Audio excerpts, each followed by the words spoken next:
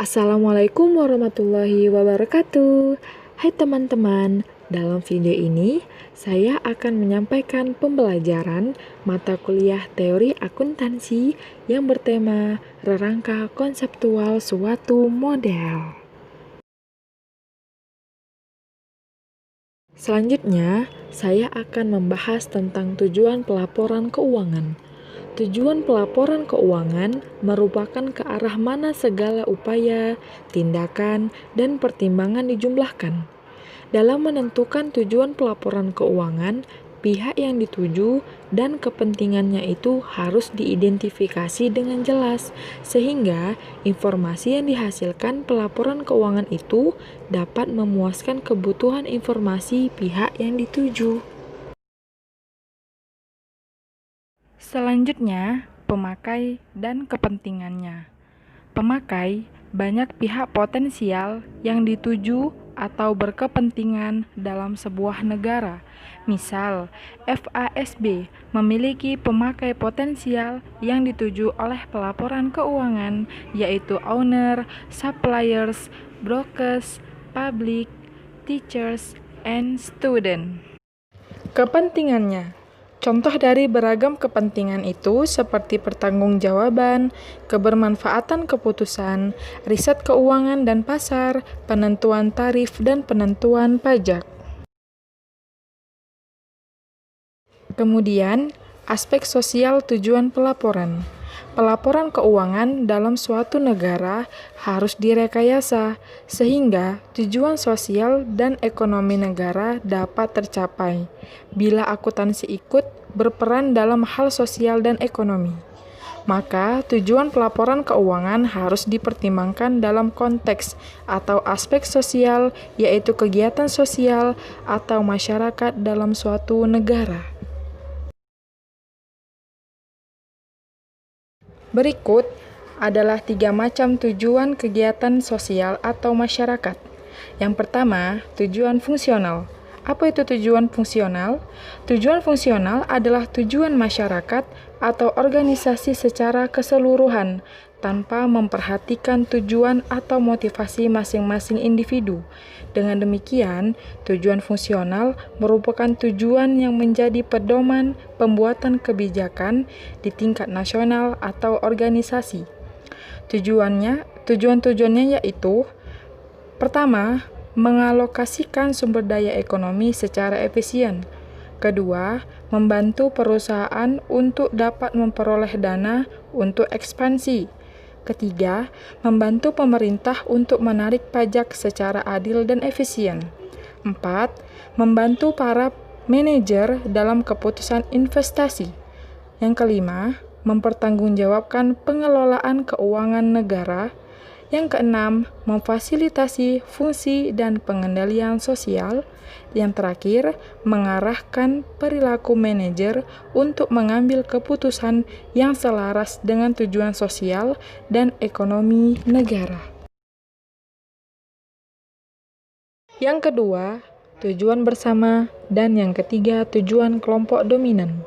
Tujuan bersama adalah salah satu atau beberapa tujuan individu yang sama dengan individu yang lain. Tujuan bersama ini dibentuk dengan mengidentifikasi dahulu tujuan-tujuan dari setiap individu, kemudian memilih tujuan-tujuan individu yang sama, dan terbentuklah tujuan bersama untuk dijadikan tujuan kegiatan sosial.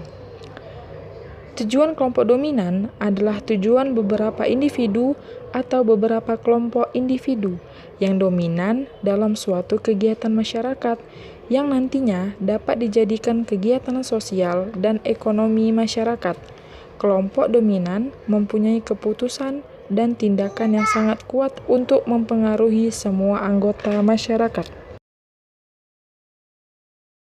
Selanjutnya, perkembangan tujuan pelaporan keuangan. Atas dasar aspek sosial tujuan pelaporan keuangan dalam profesi akuntansi di Amerika mengalami semacam evolusi perkembangan. Terjadi karena pergeseran kesepakatan dalam hal siapa kelompok yang dituju, apa kepentingannya, dan seperti apa model pengambilan keputusan yang digunakan pergantian penyusunan dan pergeseran orientasi juga mempunyai dampak terhadap pengembangan tujuan pelaporan keuangan di Amerika. 3 gagasan penetapan karakteristik kualitatif informasi, yaitu: pertama, informasi harus berpaut kepada keputusan yang menjadi sasaran informasi. Kedua, sebuah informasi harus mudah dipahami dan digunakan oleh pemakai. Ketiga, sebuah informasi harus dapat dipercaya oleh pemakai. Next, nilai informasi. Pertama, menambah pengetahuan pembuat keputusan tentang keputusannya di masa lalu, masa sekarang, dan masa yang akan datang. Kedua, menambah keyakinan para pemakai informasi mengenai probabilitas terrealisasinya suatu harapan dalam kondisi ketidakpastian. Ketiga, mengubah suatu keputusan atau perilaku para pemakai. Berikut ini kriteria pembentuk informasi. Yang pertama, keterpahaman keterpautan. Yang kedua, keterpandaian keterujian. Yang ketiga, kenetralan, ketepatan, penyimbolan. Yang keempat, keterbandingan. Selanjutnya, elemen-elemen statement.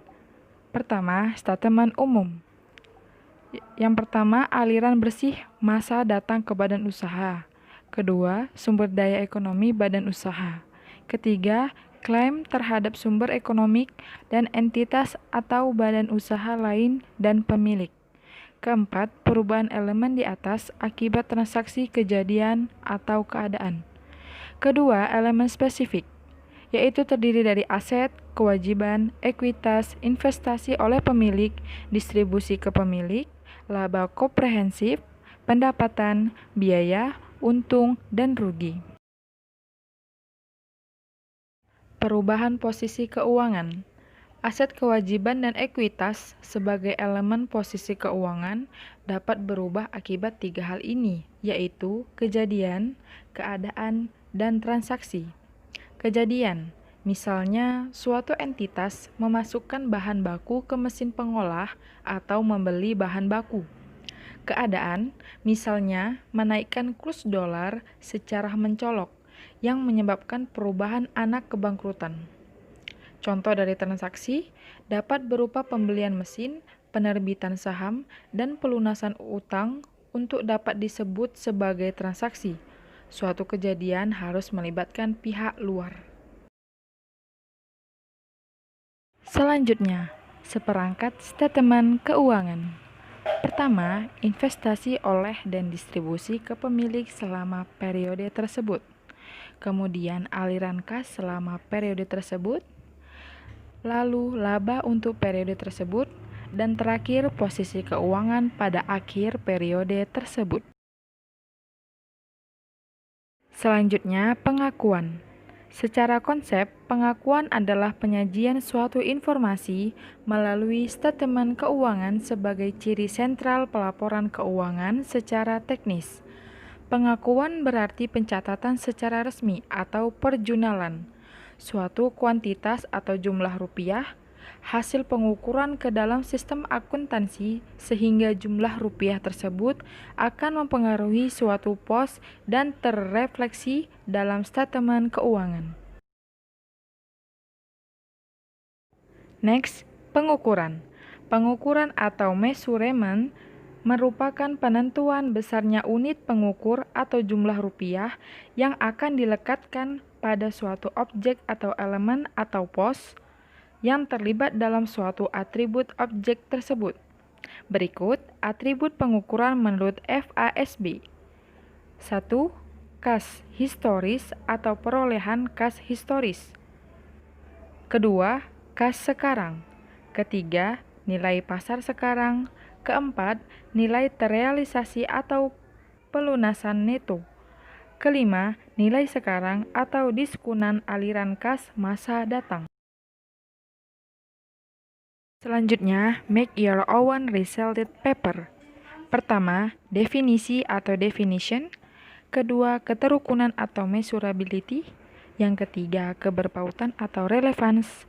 Yang keempat, keterandalan atau reliability.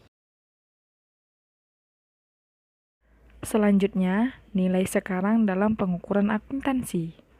Pertama, pengukuran pada saat pengukuran mula-mula, yaitu pengukuran pada saat suatu elemen atau pos timbul dan dicatat pertama kali akibat transaksi, keadaan, atau keadaan. Kedua, pengukuran baru mulai, yaitu pengukuran dalam periode setelah pengakuan mula-mula untuk menentukan jumlah rupiah bawaan baru yang tidak berkaitan dengan jumlah-jumlah rupiah sebelumnya.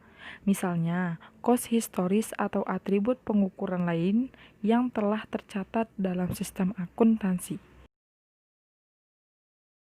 Yang terakhir, tujuan sekarang dalam pengukuran.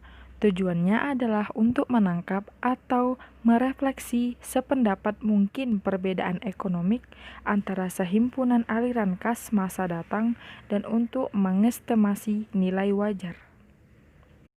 Sekian dari saya pembahasan tentang rangka konseptual suatu model. Semoga bermanfaat untuk kita semua. Terima kasih. Assalamualaikum warahmatullahi wabarakatuh.